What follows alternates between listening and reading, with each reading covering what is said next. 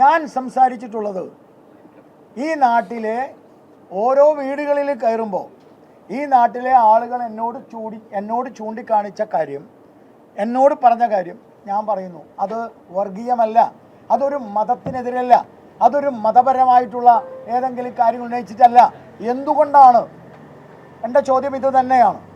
ഈ ചോദ്യം ഞാൻ വീണ്ടും വീണ്ടും വീണ്ടും ഊന്നി പറയുന്നു. മാറ്റമില്ല. നിങ്ങൾക്ക് വേണമെങ്കിൽ നിങ്ങൾക്ക് പരാതി കൊടുക്കുകയോ എനിക്കെതിരായിട്ട് നിങ്ങൾ വാർത്ത കൊടുക്കുകയോ ഞാൻ വർഗീയത പറഞ്ഞു എന്നോ നിങ്ങൾക്ക് പറയും, എന്ത് വേണം ചെയ്യാം. പക്ഷെ ഞാൻ ഊന്നി പറയുന്നു, എന്തുകൊണ്ട് 50 വർഷമായിട്ട് 1980 ശേഷം 50 വർഷമായിട്ട് എന്തുകൊണ്ട് ഒരു ഹിന്ദു സ്ഥാനാർത്ഥിയെ ഇടതുപക്ഷവും വലതുപക്ഷവും നിർത്തുന്നില്ല? ഇവിടെ എന്തുകൊണ്ട് നിർത്തുന്നില്ല? ഇതാണ് എൻ്റെ ചോദ്യം. ആ ചോദ്യത്തിന് ഉത്തരമാണ് ഞാൻ പറഞ്ഞത്.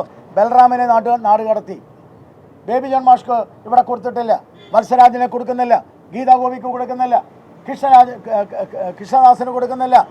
ഇത് ഈ നാട്ടിലെ ഹിന്ദു സമൂഹത്തിൻ്റെ ഒരു ചോദ്യമാണ്. ആ ചോദ്യം ഞാൻ ഉന്നയിക്കും സാർ.